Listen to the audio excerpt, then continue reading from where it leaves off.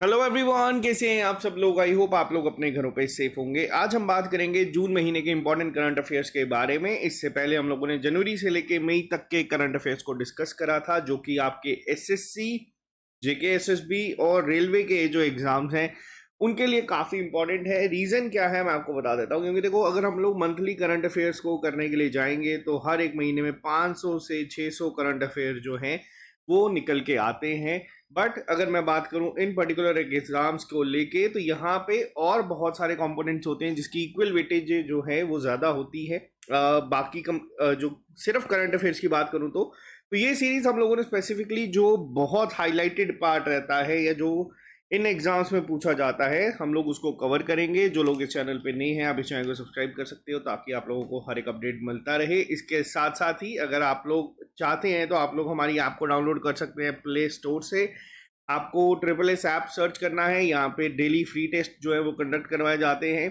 आप लोगों को हर एक लाइव और रिकॉर्डेड कोर्सेज भी जो है वो भी मिल जाएंगे टेस्ट सीरीज के साथ। अभी अगर बात की जाए कांस्टेबल की वैकेंसी 4000 प्लस जो आउट हुई है, इसका कोर्स भी ट्रिपल एस पे अवेलेबल है, आप लोग ये ले सकते हैं। और जो हमारे अपकमिंग एग्जाम्स है पटवारी, जूनियर असिस्टेंट, नायब तहसीलदार, फॉरेस्टर, तो इसके लिए भी आप लोगों को टेस्ट सीरीज और कोर्सेज जो है वहां पे मिल जाएंगे। तो चलिए शुरू करते हैं आज की क्लास को बिना ज्यादा टाइम वेस्ट करे।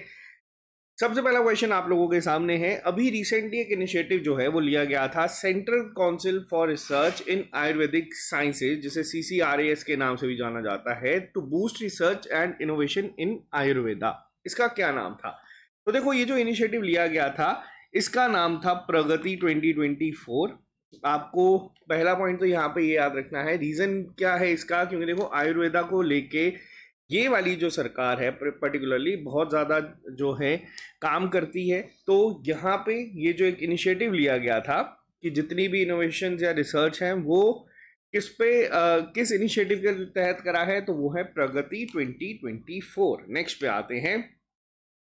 कौन सी मिनिस्ट्री ऐसी है जिसने रिसेंटली एक MOU साइन करा है सेंट्रल ट्यूबरक्लोसिस डिवीजन के साथ और ministry of health and family welfare के साथ, ताकि एक कोलैबोरेटिव एक्शन लिया जाए और जो टीबी है उसको एलिमिनेट कर दिया जाए इंडिया से बाय 2025। अब पहला क्वेश्चन यहाँ पे ना स्टैटिक जीके की फॉर्म से बनता है कि इंडिया का टारगेट क्या है टीबी मुक्त बनने का, यानी कि टीबी फ्री बनने का इंडिया का टारगेट है 2025, जिसको लेके बहुत सारे इनिशिएटिव्स जो है वो लिए जा रहे हैं, जिसमें आपका एक ये भी है जो सेंट्रल ट्यूबरक्लोसिस डिवीजन के साथ ministry of health and family welfare और मिनिस्ट्री ऑफ माइंस ने ये एक MOU साइन करा है ताकि टीबी को खत्म कर दिया जाए 2025 तक। ठीक है, ये पॉइंट याद रखना। इस सबसे ज्यादा इंपॉर्टेंट है कि टीबी को खत्म करने की डेडलाइन कब तक है, यानी कि अगले साल तक इंडिया का ये एम है कि हम लोग टीबी को खत्म कर दें। आपका होमवर्क क्या है? जम्मू कश्मीर में कौन सी ऐसी डिस्ट्रिक्ट है जो कि पहली डिस्ट्रिक्ट बनी थी जिसने जो टीबी फ्री जो है बनी थी, ये पहला आपका होमवर्क है। ठीक है, नेक्स्ट पे चलते हैं। बहुत इंपॉर्टेंट क्वेश्चन है, क्या अभी रिसेंटली पहले ऐसे एक इंसान बने हैं, ये जो है आप जिनको फोटो पे देख पा रहे हैं, इनका नाम आपको बताना है, जिन्होंने 1000 क्यूमुलेटिव डेज जो है वो स्पेस पे स्पेंड करे हैं। और ये किस कंट्री से है मैं आपको बता दूं, इनका नाम है ओलेग कोनोनेको। ये जो है रशिया के जो है रशिया से बिलोंग करते हैं, रशियन है ये। और इन्होंने एक रिकॉर्ड बनाया है कि 1000 क्यूमुलेटिव डेज जो हैं इन्होंने बिताए हैं स्पेस पे। और देखो first in India, first in world, first in space भी बहुत इंपॉर्टेंट है आपके एग्जाम पॉइंट ऑफ व्यू से। और ये क्वेश्चन ऐसा है जो कि जरूरी नहीं है कि इस साल पूछा जाए, ये कॉन्टिन्यूसली चल सकता है। आपको 1-2 साल तक ये क्वेश्चन पेपर में अगर दिखेगा तो आपको हैरानगी नहीं होगी। तो इनका नाम याद रखना, ओलेग इनका नाम है, जिन्होंने 1000 दिन जो है स्पेस पे बिताए हैं। नेक्स्ट पे आते हैं।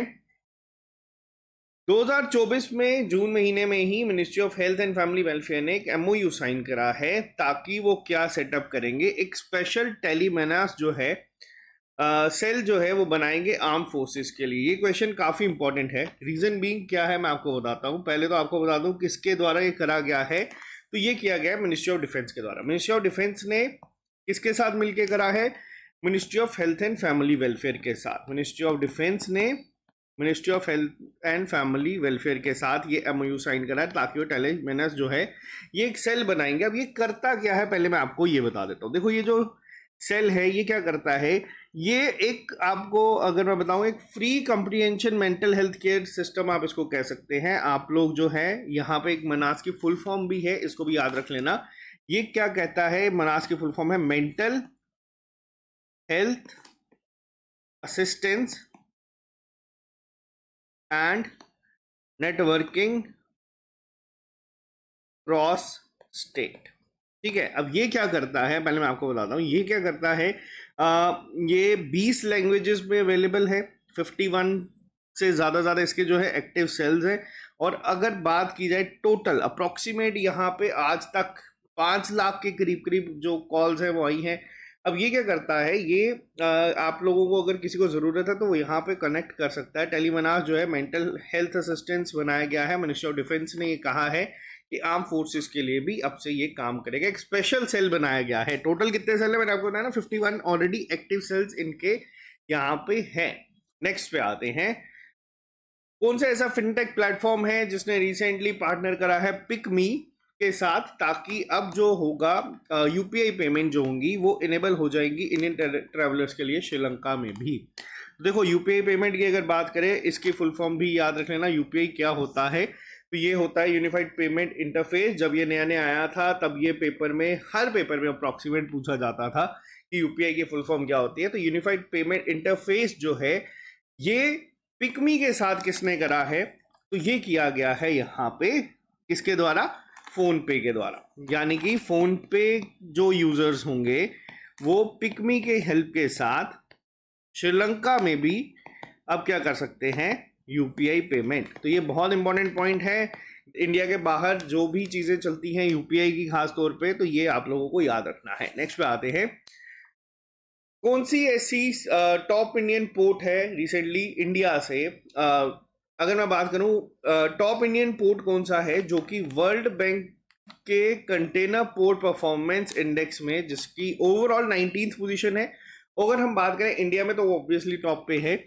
तो 19th पोजीशन किस पोर्ट की आई है यहाँ पे, तो वो है Visakhapatnam container terminal private limited, जो कि आंध्र प्रदेश में है। आंध्र प्रदेश की बात की जाए तो आंध्र प्रदेश एक जगह बना रहा है, सिटी बना रहा है अमरावती, एक प्रॉपर प्लान सिटी जिसमें बहुत सारे गांव ने अपनी जमीन ऑलरेडी इनको दे दी है।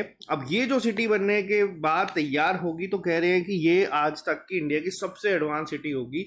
और आंध्र प्रदेश के सीएम की अगर बात करें तो उन्होंने भी कहा था कि एक ऐसी सिटी बनाएंगे, क्योंकि देखो तेलंगाना के साथ जब ये अलग हुए थे तो जो इनकी मेजर कैपिटल थी हैदराबाद, वो तेलंगाना में चली गई थी। ठीक है, तो उसके बाद इनके पास कोई एक कैपिटल नहीं थी। बहुत सारी कैपिटल्स के ऊपर एक्सपेरिमेंट इन्होंने करे थे, 3 कैपिटल्स बनाई थी, लेकिन अब कोशिश ये की जा रही है कि जो अमरावती अब बनेगी वो बहुत एडवांस तरीके से बनाई जाएगी। तो याद रखना, Visakhapatnam container terminal private limited जो है वो बना है top Indian port world bank की कंटेनर पोर्ट परफॉर्मेंस इंडेक्स 2023 के अकॉर्डिंग। ठीक है, नेक्स्ट पे चलते हैं।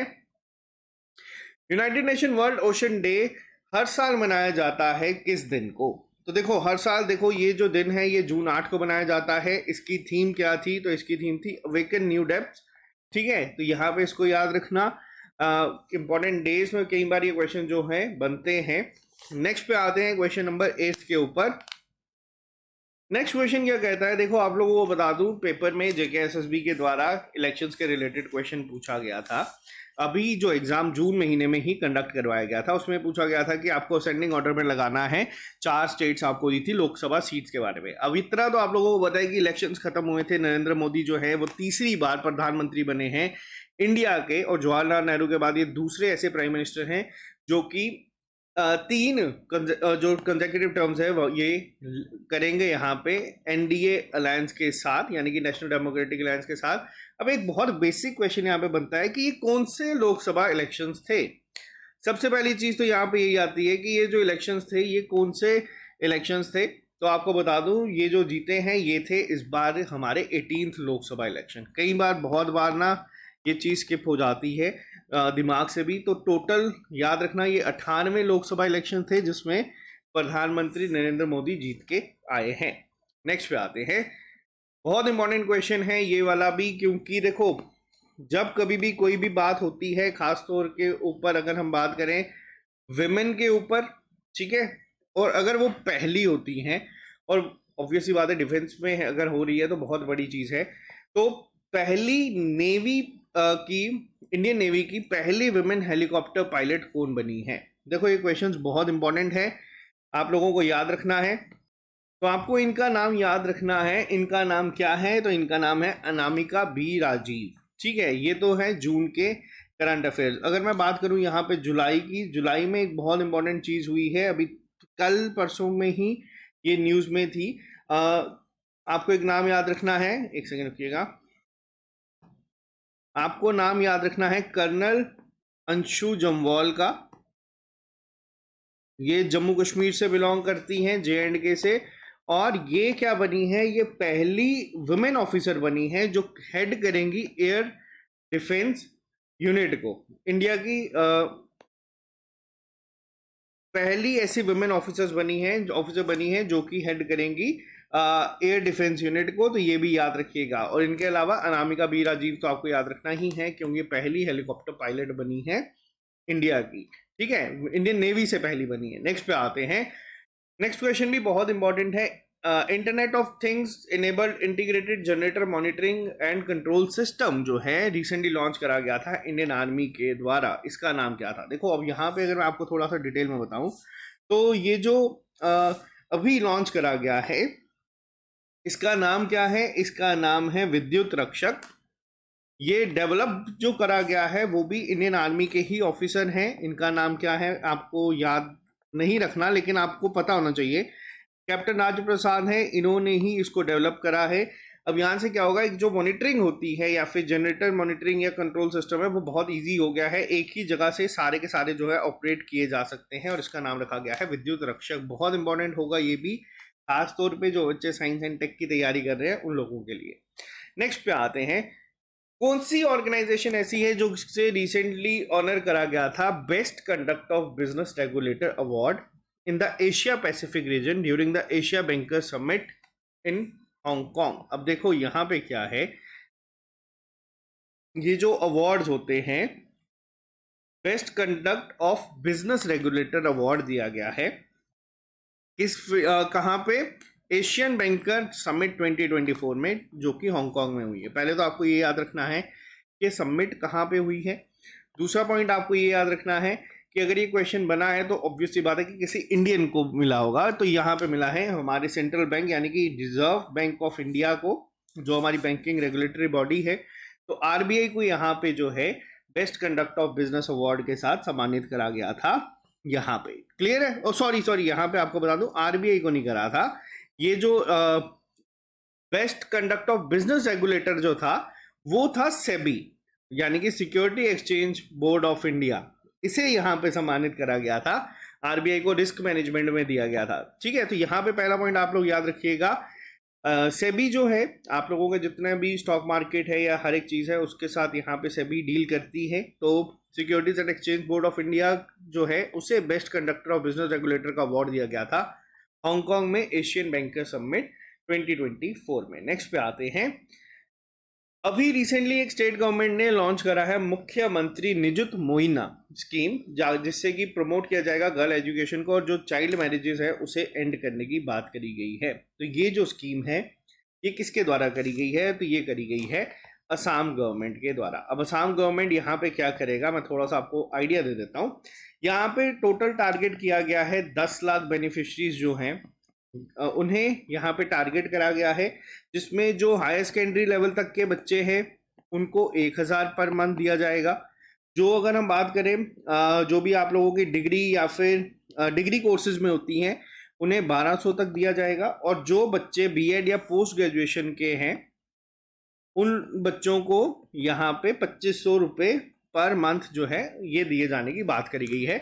और ये जो स्कीम्स आती हैं वुमेन को लेके, तो ये याद रखना, मुख्यमंत्री Nijut Moina scheme Assam government के द्वारा लॉन्च करी गई है। नेक्स्ट पे आते हैं। कौन सी कंट्री ऐसी है जिस कंट्री का नेशनल मेट्रोलॉजिकल ऑफिस यानी कि ONAMET जो है, इन्होंने एक MOU साइन करा है हमारे इंडिया के मेट्रोलॉजिकल डिपार्टमेंट के साथ, ताकि जो वेदर फॉरकास्टिंग है और मॉनिटरिंग जो है उसको इम्प्रूव किया जा सके। IMD के साथ मेरा पुराना रिश्ता है। IMD में मेरे को स्टेट भी अलॉट हो गई थी, छत्तीसगढ़ में पोस्टिंग थी as a scientific assistant, but बीच में थोड़े से रिजर्वेशन रूल्स आ गए थे जिसकी वजह से थोड़ा सा जो है इश्यू क्रिएट हो गया था। बट चलो, किस्मत ने यहाँ तक लेके आना था तो यहाँ पे सही। बट याद रखना, नेशनल मेट्रोलॉजिकल ऑफिस ने किसके साथ करा है ये, तो नेशनल मेट्रोलॉजिकल ऑफिस जो ऑर्नामेंट है ये किसका है, ये है डोमिनिकन रिपब्लिक का। क्लियर है? नेक्स्ट पे आते हैं। अब बात करते हैं, देखो जून महीने में क्या होता है, जून महीने में ना बहुत सारे इंडेक्स आते हैं जो कि पेपर में कॉन्टिन्यूसली पूछे जाते हैं। जून के जो इंडेक्स हैं वो आपके दिसंबर तक जितने भी एग्जाम्स होंगे उनमें पूछे जाएंगे। मैं कोशिश करूंगा कि एक पर्टिकुलर लेक्चर ले आऊंगा जिसमें कि सारे के सारे इंडेक्स कवर कर दूं, बट फिलहाल आपको ये याद रखने हैं जो रिसेंटली आए हैं, क्योंकि जो भी एग्जाम अगले महीने या उसके बाद हैं उसमें चांसेस ज़्यादा हो जाते हैं कि ये पूछे जाएंगे। अभी रिसेंटली इन्वायरमेंट परफॉर्मेंस इंडेक्स जो है वो आया है, जिसमें इंडिया का रैंक क्या रखा गया है आउट ऑफ 180 कंट्रीज, और ईपीआई स्कोर अगर बात की जाए तो वो है सिर्फ 27.6। तो इंडिया का जो रैंक है वो रखा गया है 176 आउट ऑफ 180 कंट्रीज। अब आप लोग सोचेंगे कि सर इतना पीछे रैंक क्यों है, मैं आपको बता दूं तो ये इंप्रूवमेंट है। 2022 में हम लोगों का रैंक जो था वो 180 था आउट ऑफ 180। ठीक है, तो यानी कि रैंकिंग में सुधार हुआ है। और जो 4 कंट्रीज हमसे पीछे हैं उनके नाम याद नहीं रखना, बट मैं आपको बता देता हूँ, पाकिस्तान, वियतनाम, लाओस और म्यांमार जो हैं वो हमसे पीछे हैं, बाकी सारे जो हैं वो हमसे आगे हैं। बट ईपीआई इंडेक्स में इंडिया का रैंक है 176, तो इसको याद रखना। रैंकिंग जो है वो पेपर में देखने को मिलती है। नेक्स्ट पे बात करते हैं, एक और रैंकिंग आई है ग्लोबल पीस इंडेक्स को लेके। देखो ग्लोबल पीस इंडेक्स 2024 का कौन देता है ये भी पता होना चाहिए। ये आता है हर साल institute of economics and peace के द्वारा, जिसमें इंडिया का रैंक क्या रखा गया है, तो इंडिया का रैंक रखा गया है यहाँ पे 116। ठीक है, आउट ऑफ 163 कंट्रीज इंडिया का रैंक जो है इस बार है 116। मोस्ट इंपॉर्टेंट क्वेश्चन है ये आपके एग्जाम पॉइंट ऑफ व्यू से। ठीक है, रैंकिंग आती है, आप लोगों को ये चीज याद रखनी है। नेक्स्ट पे बात करते हैं क्वेश्चन नंबर 16 पे। नेक्स्ट क्वेश्चन पे बात करते हैं, क्वेश्चन नंबर 16 कहता है कि कौन सी कंट्री के ड्रग ग्रीन पावर कॉर्पोरेशन यानी कि डीजीपीसी को अदानी ग्रुप जो है उन्होंने एक एमओयू साइन करा है ताकि वो एक 570 मेगावाट का ग्रीन हाइड्रो इलेक्ट्रिक प्लांट जो है वहां पे बनाएंगे। तो देखो ग्रीन हाइड्रो प्रोजेक्ट की अगर बात करें तो इंडिया में वो न्यूज़ में रहते ही रहते हैं। इसके अलावा अदानी ग्रुप की अगर बात की जाए तो अदानी ग्रुप ने भूटान के ड्रग ग्रीन पावर कॉर्पोरेशन के साथ एक एमओयू साइन करा है जिसके में वो 570 मेगावाट का जो प्लांट है वहां पे सेटअप करेंगे। तो यह इंडिया के बाहर अगर कोई चीज़ होती है जिसमें इंडियन कोई कंपनी इन्वॉल्व है तो वो भी आपको याद रखना है। ठीक है, नेक्स्ट पे आते हैं, United Nations world day to combat desertification and drought observed across the globe on which date। तो देखो यहाँ पे अगर बात की जाए तो ये हर साल 17 जून को मनाया जाता है। इसकी एक थीम भी थी, इसकी थीम क्या थी, इसकी थीम थी यूनाइटेड फॉर लैंड और लेगेसी आर फ्यूचर। ठीक है, तो ये हर साल जून 17 को मनाया जाता है। देखो इंपॉर्टेंट डेज पता होने चाहिए, हर एक महीने वाइज आप लोग याद रखोगे, मंथ वाइज तो आपको भूलेंगे नहीं। नेक्स्ट पे आते हैं, अब जैसे कि हम लोगों ने क्या बताया, world day to combat desertification and drought कब मनाया जाता है, 17 जून को। इस दिन एक और बहुत इंपॉर्टेंट चीज हुई थी जिसकी वजह से ये जो इंपॉर्टेंट डे है वो हाईलाइटेड ज्यादा हो जाता है। ये क्या होता है, हर साल ना लैंड हीरो एक अवार्ड देते हैं।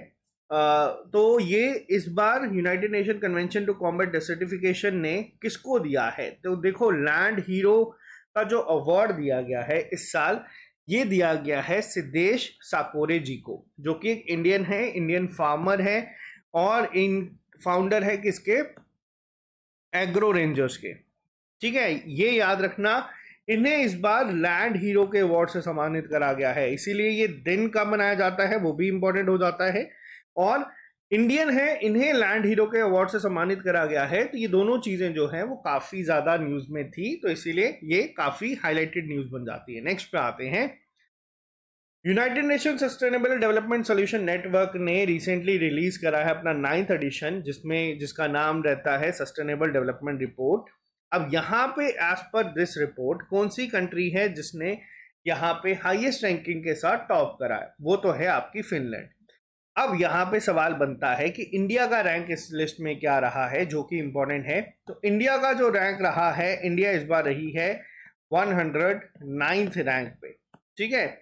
और अगर हम स्कोर की बात करें तो इंडिया का स्कोर रहा है इस बार 64.0, बट टॉप करा है फिनलैंड ने। तो आपको ये याद रखना है कि इंडिया का रैंक इस बार सस्टेनेबल डेवलपमेंट रिपोर्ट में क्या रहा है, तो वो रहा है 109वां रैंक इंडिया का। नेक्स्ट पे आते हैं, कौन सी कंपनी ऐसी है जिसने लॉन्च करा है दुनिया का पहला large scale 100% hydrogen ready engine power plant. तो देखो यहाँ पे अब आपको पढ़ के ही क्लियर हो जाएगा कि दुनिया का है, पहला है, और क्या है, hydrogen ready engine power plant है। तो इन न्यूज में क्यों ज्यादा है और एग्जाम पॉइंट ऑफ व्यू से क्यों इंपॉर्टेंट है, तो ये करा है वॉटसिला ने, ठीक है। नेक्स्ट पे आते हैं।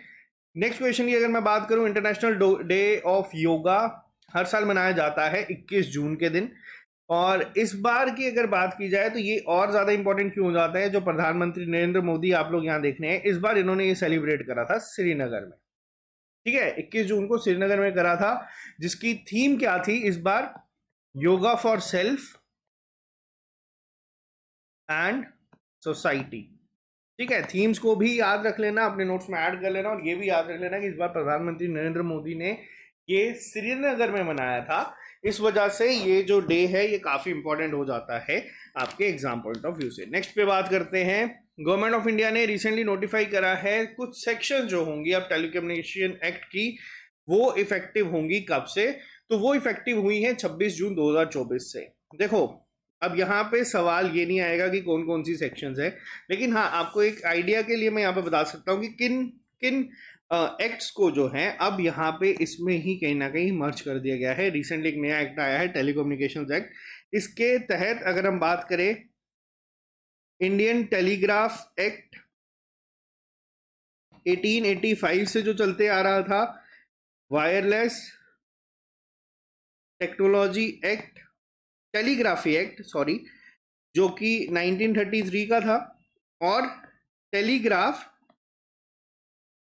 वायर्स एक्ट जो कि 1950 का था, अनलॉफुल पोजेशन जो थे। तो ये तीनों जो है कहीं ना कहीं सबमर्ज हो चुके हैं ये किसमें, टेलीकम्युनिकेशन एक्ट 2023 में, ठीक है। तो ये याद रखना। और कब से इफेक्टिव हुआ है, तो ये इफेक्टिव हुआ है हमारा 2023 से। क्लियर है। नेक्स्ट पे चलते हैं। अभी रिसेंटली एक स्पीशीज है जिनको रिसेंटली अपडेट कर दिया गया है from endangered to vulnerable by IUCN. IUCN की फुल फॉर्म कमेंट बॉक्स में लिख के बताना। ये red list of threatened species में आता है। अब इसका नाम क्या है मैं आपको बता देता हूँ। इसका नाम है इब्रिन लिंक्स। अब आप लोग गूगल कर सकते हो। ये एक आपका अगर बात करें लेपर्ड टाइप होता है, बट उसके सर पे ऐसे थोड़े से एंटीना टाइप होते हैं। तो अब इसको एक बार गूगल कर लेना, आपको दिख जाएगा। रफली इमेज मैं इसकी यहाँ पे आपको बना के दे दी है। ऐसा नहीं दिखता, बट याद रखना कि इसको वर्नरेबल में शिफ्ट कर दिया है, और ये आप लोगों के इन्वायरमेंट, इकोलॉजी, बायोडाइवर्सिटी का पार्ट कंसिडर होके जो जर्नल इश्यूज है ना उसमें ये टॉपिक आपका आता है। नेक्स्ट पे चलते हैं।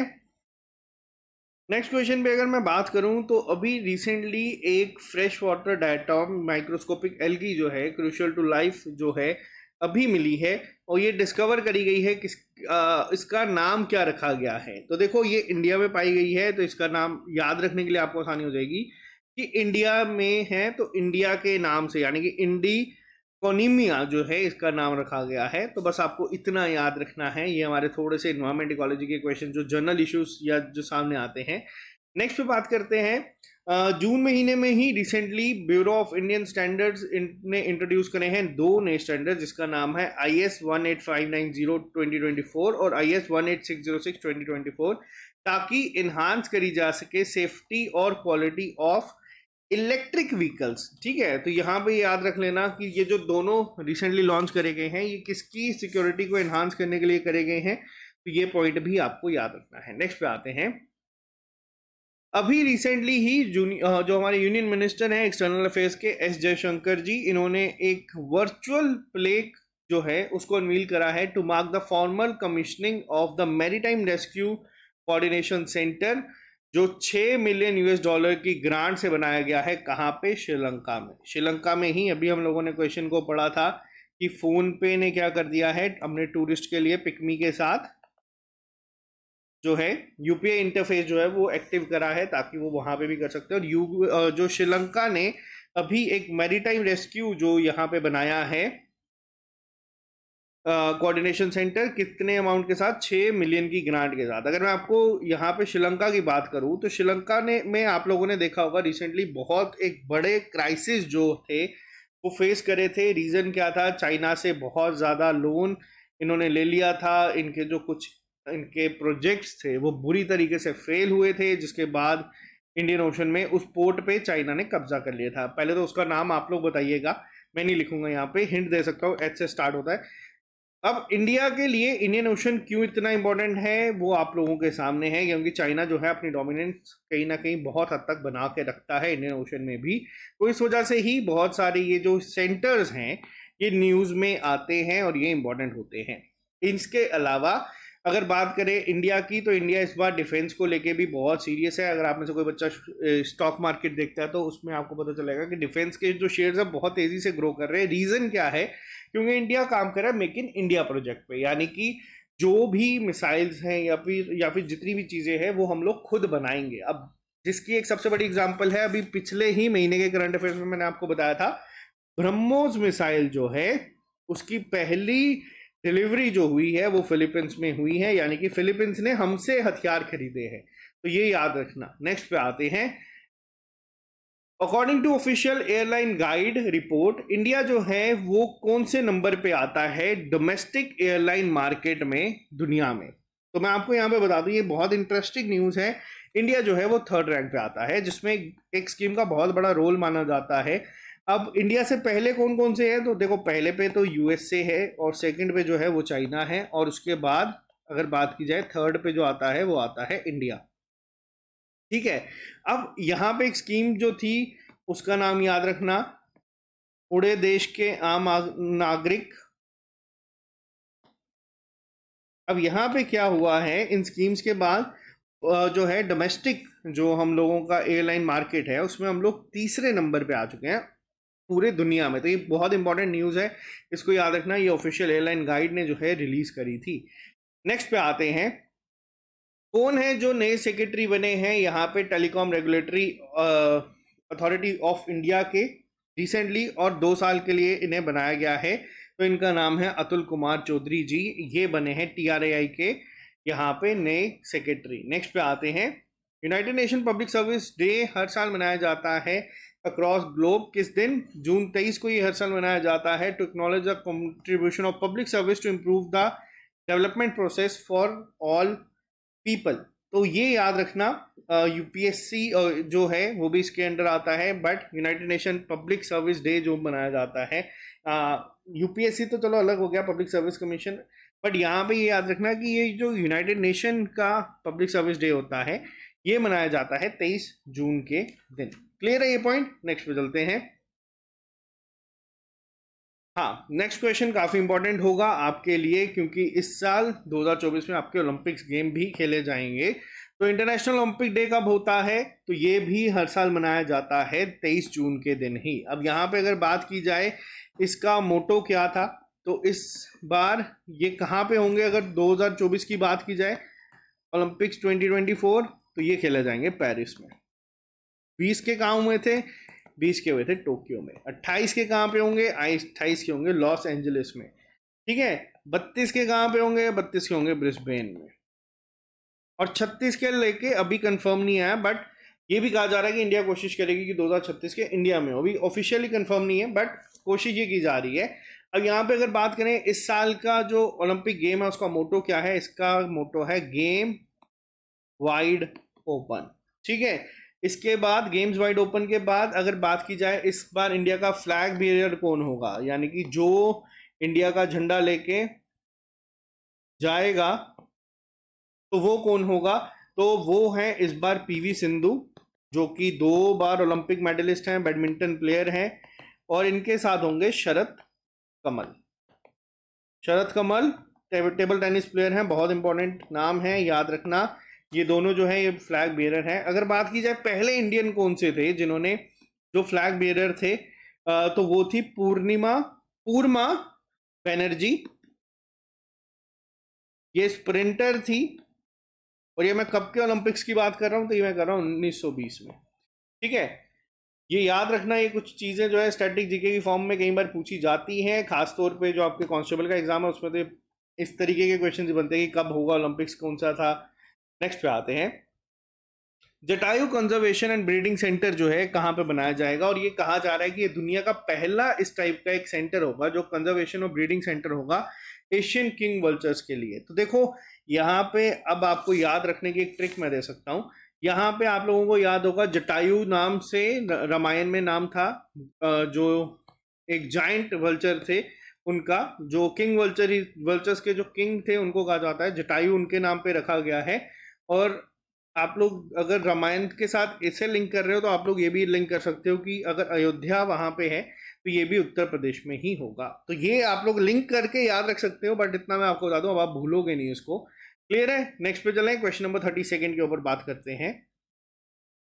नेक्स्ट क्वेश्चन जो मोस्ट मोस्ट मोस्ट इंपॉर्टेंट है आपके आज के इस सीरीज का, कौन सी ऐसी सिटी है रिसेंटली जिसे इंडिया की पहली यूनेस्को सिटी ऑफ लिटरेचर जो है कहा गया है या फिर कंसीडर किया गया है, जो पहली बनी है, तो इसका नाम क्या है? तो इसका नाम याद रखना ये है कोझिकोडे। कोझिकोडे कहाँ पे है? तो वो केरला में है, और ये पहली इंडियन सिटी है जिसे कि सिटी ऑफ लिटरेचर में ऐड करा गया है। बहुत इंपॉर्टेंट क्वेश्चन है। इससे ज़्यादा इंपॉर्टेंट क्वेश्चन जो है वो अगला क्वेश्चन है कि कौन सी ऐसी सिटी है जिसे वर्ल्ड क्राफ्ट सिटी जो है उसमें ऐड करा गया है world craft council of AISBL यानी कि WCC इंटरनेशनल के द्वारा। तो ये है श्रीनगर। बहुत इंपॉर्टेंट क्वेश्चन है ये दोनों, 32 और 33 जो हम लोगों ने डिस्कस करे। पेपर में कंफ्यूजन हो सकती है, बट याद रखना क्राफ्ट के मामले में जो हमारा श्रीनगर है वो टॉप पे है, और अगर हम बात करें लिटरेचर के मामले में तो कोझिकोडे यानी कि जो केरला है, केरला सबसे ज़्यादा लिटरेसी रेट है। तो याद रखना लेना कहीं ना कहीं जो एक ट्रिक जो है वो याद रख लेना कि लिटरेचर की अगर बात की जाएगी तो केरला की ही सिटी जो है कोझिकोडे, वहां पे उसे कंसीडर किया जाएगा। ठीक है, नेक्स्ट पे आते हैं। Union health minister Jagat Prakash Nadda, जिन्हें JP नड्डा के नाम से जाना जाता है, इन्होंने कैंपेन शुरू करा है रिसेंटली। देखो इस कैंपेन का नाम क्या है? इस कैंपेन का नाम है स्टॉप डायरिया। अब स्टॉप डायरिया जो है, इसका जो मेन पर्पस है इस कैंपेन का वो है जीरो चाइल्ड डेथ, ठीक है, ड्यू टू डायरिया। और यहाँ पे क्या होगा, ये एक 2 महीने लंबी लॉन्ग ड्राइव जो है पूरा इस कैंपेन को चलाया जाएगा। अब यहाँ पे क्या होगा, इस पे कहा गया है कि पहले ही प्री पोजिशनिंग करके रखी जाएगी 2 ORS पैकेट की जिंक के साथ, और यानी कि को पैकेजिंग के साथ जितने भी 5 साल से छोटे बच्चे हैं अंडर 5 ईयर्स ऑफ एज, उन लोगों के लिए ये चीज़ें रखी जाएंगी ताकि जो डायरिया से अगर किसी बच्चे की जो जान जाती है उसको बिल्कुल रोक दिया जाए। तो ये एक स्टॉप डायरिया कैंपेन चलाया गया है जून महीने में। नेक्स्ट पे आते हैं, आपका बहुत इंपॉर्टेंट क्वेश्चन है, इसरो के द्वारा एक रीयूजेबल लॉन्च व्हीकल जो है यानी कि RLV जो हम कहते हैं, वो सक्सेसफुली उसने अपना 3rd ऑटोनॉमस लैंडिंग एक्सपेरिमेंट जो है वो कंप्लीट कर लिया है। अब देखो इसका नाम क्या है? तो इसका नाम है पुष्पक। बहुत इंपॉर्टेंट क्वेश्चन है, बैक टू बैक इसके ट्रायल्स हो रहे हैं और बैक टू बैक जो ट्रायल्स हैं वो सक्सेसफुल भी हो रहे हैं।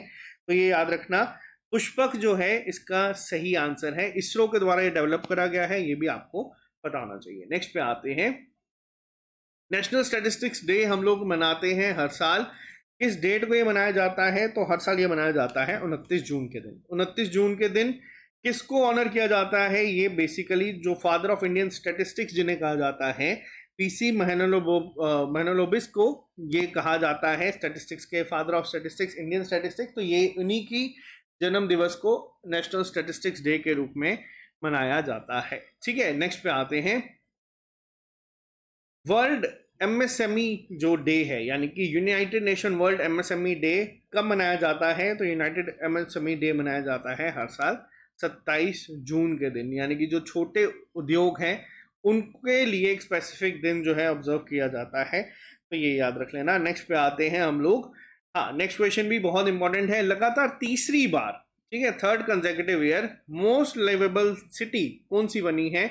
और ये रिपोर्ट किसके द्वारा दी जाती है? दी जाती है इकोनॉमिक्स इंटेलिजेंस यूनिट के द्वारा।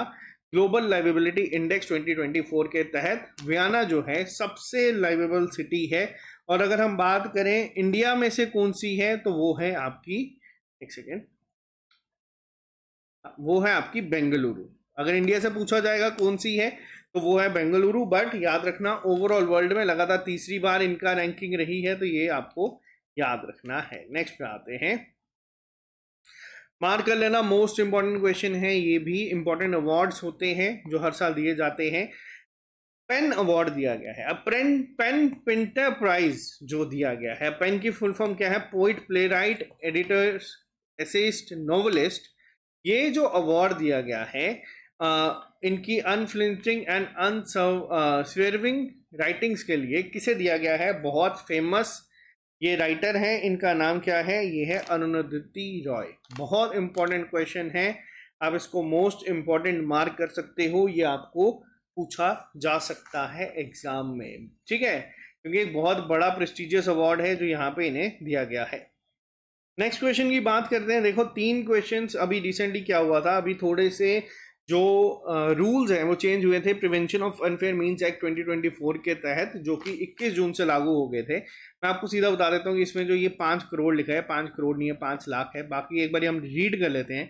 इस क्वेश्चन का आंसर तो ओनली ए एंड बी होगा, बट एक बार रीड कर लेते हैं, याद रहेगा। ये जो एक्ट था इसमें 19 सेक्शंस बनाई गई हैं, जिसमें 6 चैप्टर्स होंगे जो डील करेंगे बहुत सारे एस्पेक्ट्स के साथ, जो कि पब्लिक एग्जामिनेशन को जो है डील करेंगे, ताकि जो ट्रांसपेरेंसी है उसको इंश्योर किया जाए।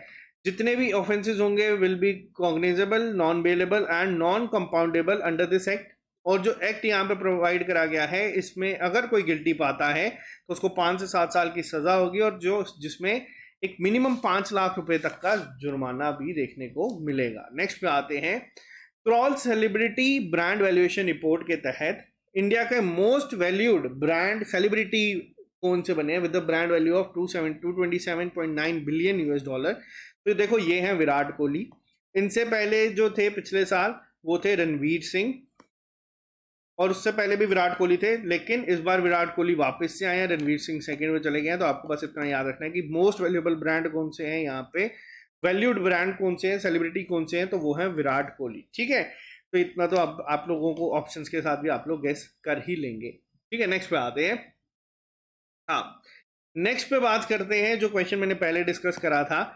Risk manager of the year के अवार्ड के साथ आरबीआई को सम्मानित किया गया है। कहां पे किया गया था? सेंट्रल बैंकिंग अवार्ड्स 2024 में, जो कि लंदन बेस्ड फाइनेंशियल पब्लिशर जो है सेंट्रल बैंकिंग पब्लिकेशंस, इन्होंने यहाँ पे इन्हें सम्मानित करा है। अब ये क्वेश्चन क्यों इंपॉर्टेंट हो जाता है, तो देखो सेबी को हांगकांग में करा गया था सम्मानित, ठीक है, रेगुलेटरी के लिए, और आरबीआई को करा गया है सेंट्रल बैंकिंग अवार्ड्स के सम्मानित, ठीक है। तो ये दोनों चीजें याद रखना, risk manager of the year का अवार्ड आरबीआई को दिया गया है।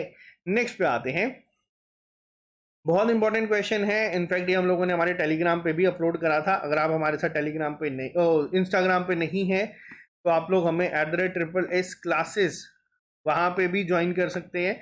वहाँ पे हम लोग ऐसे अपडेट जो डेली बेसिस के होते हैं वो अपलोड करते रहते हैं, जो डे टू डे लाइफ में आप लोगों के इंपॉर्टेंट इवेंट्स होते हैं। Nelson Mandela life time achievement award जो है ये दिया गया है किसे? ये दिया गया है इस बार जो है विनोद गनत्रा जी को, ताकि जो उनकी कॉन्ट्रीब्यूशन हुई हैं चिल्ड्रन सिनेमा को लेके उसके लिए, और ये पहले ऐसे इंडियन बने हैं जिन्हें इस अवार्ड से सम्मानित करा गया है। तो बहुत इंपॉर्टेंट क्वेश्चन है ये भी। विनोद गनत्रा जी जो है, इन्हें ये अवार्ड दिया गया है, Nelson Mandela life time achievement award, जो कि इनकी कंट्रीब्यूशन रही है चिल्ड्रन सिनेमा को लेके उसके लिए। नेक्स्ट पे आते हैं, द पोस्ट ऑफिस एक्ट 2023 जो है ये इफेक्टिव हो गया है जून 18 2024 से। किस मिनिस्ट्री ने इसको नोटिफाई करा है? तो देखो यहाँ पे क्वेश्चन बनता है कि किसके अंडर आता है, तो ये आता है मिनिस्ट्री ऑफ कम्युनिकेशन के अंडर। बेसिक क्वेश्चन है, बट आप लोगों का होमवर्क है आपको बताना है कि इस समय इसके मिनिस्टर कौन है, करंट मिनिस्टर कौन है 2024 गवर्नमेंट में। ये आप लोगों का होमवर्क है, सर्च करके मेरे को कमेंट बॉक्स में इसका आंसर लिख के बताइएगा। नेक्स्ट पे आते हैं, united nation world refugee day हर साल मनाया जाता है। किस दिन को ये ऑब्जर्व करा जाता है? तो ये हर साल 20 जून के दिन ऑब्जर्व करा जाता है। इसकी थीम क्या थी? इसकी थीम थी refugee needs are solidarity now more than ever, ठीक है। तो ये भी याद रख लेना, अगर थीम पूछी जाएगी तो ये भी पता होनी चाहिए। नेक्स्ट पे आते हैं, हाँ, नेक्स्ट पे बात करते हैं। इंडेक्स आए हैं, काफ़ी ज़्यादा इंडेक्स आए थे इस महीने पर्टिकुलरली, अभी जुलाई में भी आएंगे।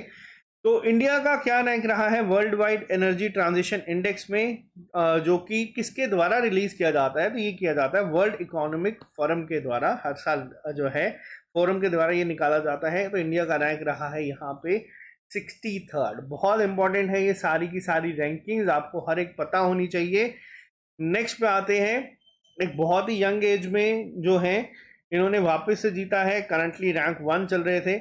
मैन सिंगल टाइटल जो जीता है फ्रेंच ओपन में, फ्रेंच ओपन को ही किस नाम से जाना जाता है? रोलांड गैरोस के नाम से भी जाना जाता है। अब यहाँ पे क्या है, पेपर में कई बार क्वेश्चन ये बनता है, अगर हम बात करें जेकेबी कांस्टेबल की, तो यहाँ पे ये पूछा जाएगा कि फ्रेंच ओपन किस स्पोर्ट से रिलेटेड है। ठीक है, तो ये टेनिस से रिलेटेड है और बहुत फेमस टेनिस प्लेयर एक यंग एज में ही ये बन चुके हैं। इनका नाम क्या है? Carlos Alcaraz. ये रिसेंटली जो हैं बने हैं और इन्होंने पहली बार जीता है। देखो इनसे पहले कुछ फेमस, अगर हम बात करें, फेडरर हो गए, नडाल हो गए, जोकोविक हो गए, बहुत फेमस टेनिस प्लेयर्स बने हैं, आए हैं, लेकिन उनके बाद अगर कोई फ्यूचर कहा जा रहा है तो ये इन्हीं का नाम कहा जा रहा है। तो इनका नाम याद रखना। ये भी पूछा जा सकता है कि ये कौन से स्पोर्ट से रिलेटेड है।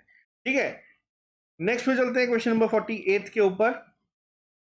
नेक्स्ट क्वेश्चन वापस से स्पोर्ट्स कैटेगरी का ही है। आपको बताना है कि कौन से ऐसे इंडियन शूटर हैं जिन्होंने गोल्ड मेडल जीता है इसमें, men 10 metre pistol air pistol category में, जो कि आईएसएसएफ वर्ल्ड कप 2024 का हुआ था म्यूनिच जर्मनी में। अब देखो बात सिंपल है, इंडिया में आप लोगों को पता है इंडिया ने T20 वर्ल्ड कप जीता था क्योंकि एक बहुत बड़ा जश्न मनाया गया था। लेकिन वैसे ही वर्ल्ड कप में और बहुत सारे लोग हैं जो अलग अलग स्पोर्ट्स में मेडल जीत के आए हैं, उन्हें इतना सेलिब्रेट नहीं किया जाता। इसी वजह से इंडिया ओलंपिक्स में बहुत पीछे रहता है बाकी कंट्रीज के कंपैरिजन में।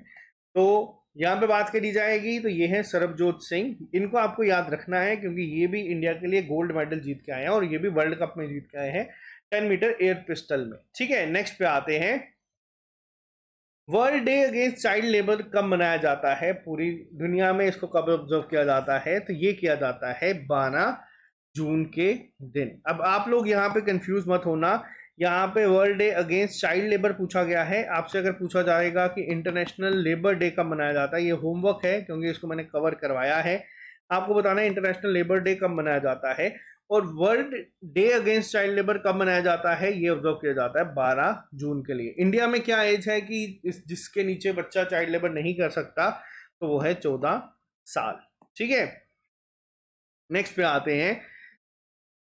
वर्ल्ड इकोनॉमिक फोरम के द्वारा रिलीज करा गया है 18th global gender gap index, जिसमें कि इंडिया का रैंक रहा है इस बार 129 अमंग 146 कंट्रीज। और अगर आपसे पूछा जाएगा कि इसमें टॉप किसने करा है, तो इसमें टॉप करा गया है आइसलैंड के द्वारा। ठीक है, तो इंडिया का रैंक क्या है? इंडिया का रैंक याद रखना, इंडिया का रैंक रहा है इस बार 129, बट टॉप करा गया है यहाँ पे आइसलैंड के द्वारा। नेक्स्ट पे आते हैं। अभी एक रिसेंटली एक्सरसाइज हुई है इंडियन नेवी के बीच में और जो हमारी जापान की मैरीटाइम सेल्फ डिफेंस फोर्स है उनके बीच में। कहाँ पे हुई है? जापान के योकोसुका में। इस एक्सरसाइज का नाम क्या होता है? देखो जिमेक्स बहुत पुरानी एक्सरसाइज है एक जो करते हैं। इसमें जे जो है वो आपका जापान है, आई जो है वो इंडिया है, एम जो है वो मैरीटाइम है और ई एक्स जो आता है वो आता है एक्सरसाइज। ठीक है, तो इसकी एक फुल फॉर्म है, याद रखना आसान हो जाएगा। बट हाँ, आपको ये याद रखना है कि इस बार ये हुई कहाँ पे थी। तो ये हुई है आपकी योकोसुका में, जो कि जापान में। नेक्स्ट पे आते हैं। कौन सी कंट्री ऐसी है जिसने की जो होस्ट करेगी आपका 14th edition of FIH hockey men junior world cup 2025 में? तो देखो ये जो है कौन होस्ट करेगा? इंडिया होस्ट करेगा। क्या इंडिया ये पहली बार होस्ट कर रहा है? नहीं, इससे पहले इंडिया 3 बार इसको होस्ट कर चुका है। लखनऊ, भुवनेश्वर, दिल्ली में ये होस्ट हम लोग कर चुके हैं और इस बार भी यानी कि 2025 का जो वर्ल्ड कप होगा ये भी कहाँ पे होस्ट करेगा, कौन करेगा? तो वो इंडिया ही करेगा। ठीक है, तो ये याद रखना काफी इंपॉर्टेंट है। और हाँ, एक और चीज, चैंपियंस ट्रॉफी जो होने वाली है, चैंपियंस ट्रॉफी न्यूज़ में बहुत ज़्यादा है क्योंकि इस बार इसको होस्ट कर रहा है पाकिस्तान, जिसमें कि इंडिया ने मना कराया कि वो नहीं जाएंगे, बट बहुत इश्यू चल रहे हैं। तो ये न्यूज़ में थी, बट आपको इसका होस्ट याद रखना है कि इस बार इसका होस्ट कौन होगा। ठीक है, नेक्स्ट पे आते हैं। रिसेंटली जून में एक ऑटोबायोग्राफी लिखी गई है, आई हैव द स्ट्रीट्स अ कुटी क्रिकेट स्टोरी। तो ये जो है ये किसके द्वारा लिखा गया है, ये जॉइंट ऑथर जो है करा है सिद्धार्थ मोंगा को, किसने, रविचंद्र अश्विन जी ने। तो ये याद रखना, ये बहुत इंपॉर्टेंट होगा। नेक्स्ट पे आते हैं, कौन सी ऐसी ऑर्गेनाइजेशन है जिसने रिसेंटली एक कैंपेन लॉन्च करा है, या फिर एक, अगर हम बात करें, एक इन्होंने लॉन्च करा एक चैलेंज जिसका नाम है एम ICDK वाटर चैलेंज, और जो 5th एडिशन होगा इनोवेशन फॉर यू का, ताकि जितनी भी इनोवेशन है सस्टेनेबिलिटी को लेके उसको जो है फोस्टर करा जा सके। तो ये किसके द्वारा किया गया है यहाँ पे, तो ये किया गया है नीति आयोग के द्वारा। ठीक है, नीति आयोग ने यहाँ पे इस इवेंट को जो है लॉन्च करा है। कौन सा इंस्टीट्यूट है जिसने रिसेंटली साइन करा है MOU with the arm forces medical services to collaborate on research and training.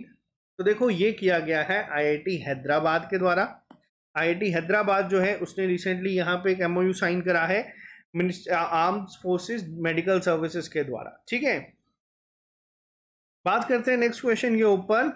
India ने पार्टिसिपेट करा था world summit of on the information society forum high level event, और जिसमें जो AI for good global summit में ये कहाँ पे हुआ था, पिछले महीने ये करा गया था, पिछले महीने। तो ये कहाँ पे इवेंट हुआ था, तो ये हुआ था जेनेवा स्विट्जरलैंड में। ठीक है, पहला पॉइंट आपको ये याद रखना है।